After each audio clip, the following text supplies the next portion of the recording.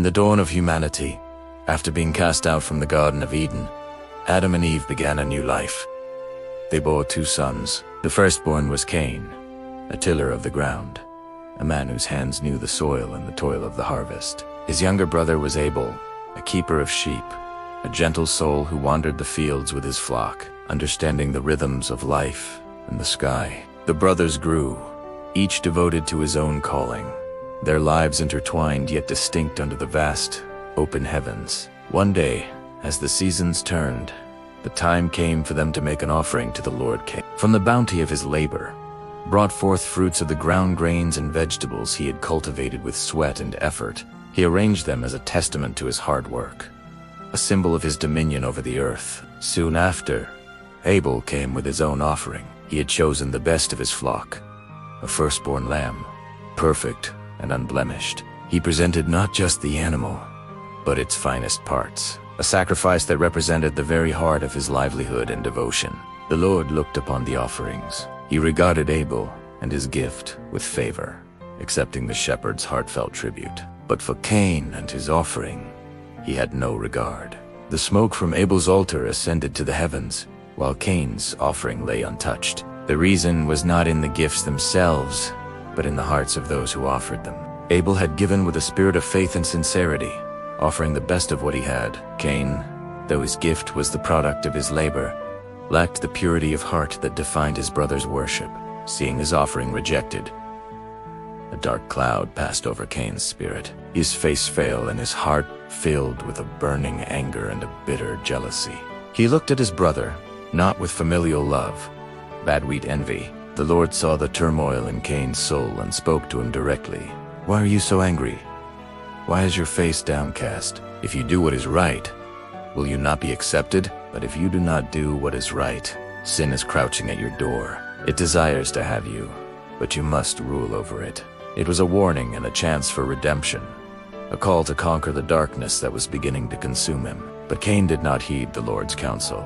The seed of resentment had taken root, and it grew into a venomous vine, choking the love he once had for his brother. He let the jealousy fester, allowing it to poison his thoughts and actions.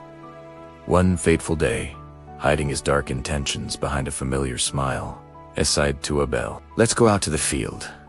Abel, innocent and unsuspecting, followed his older brother into the open country. There, surrounded by the silent witnesses of the trees and the earth, with no one else to see, Cain rose up against his brother Abel and killed him. The first act of murder stained the new world, a brother's blood crying out from the very ground that Cain himself had tilled. It was a terrible, irreversible act, born of jealousy and rage that had been allowed to fester and grow. Afterward, the Lord came to Cain and asked, "Where is your brother Abel?" In a defiant and cold reply, Cain unsweated, "I do not know. Am I my brother's keeper?" With this question, he denied his responsibility, his bond, and his own humanity. But the Lord knew.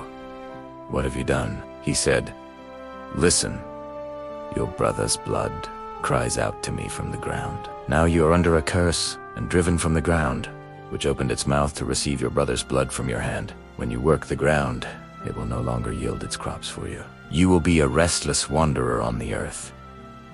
The curse was set. Cain was to be an exile, forever alienated from the soil that was his life's work, and from the family he had shattered. He was marked not for vengeance, but for a life of wandering and remorse, a living testament to the consequences of sin. The story of Cain and Abel is more than just an ancient tale of sibling rivalry. It is a profound lesson for all time. It teaches us about the destructive power of jealousy and anger when they are allowed to rule our hearts. It warns us that sin is a constant threat, crouching at the door, and that we have a choice to master it or be consumed by it. And in Cain's defiant question, "Am I my brother's keeper?" we are reminded that we are, in fact, responsible for one another. We are called to act with love, to give with a pure heart, and to care for our brothers and sisters, lest we find ourselves wandering in a barren land of our own making.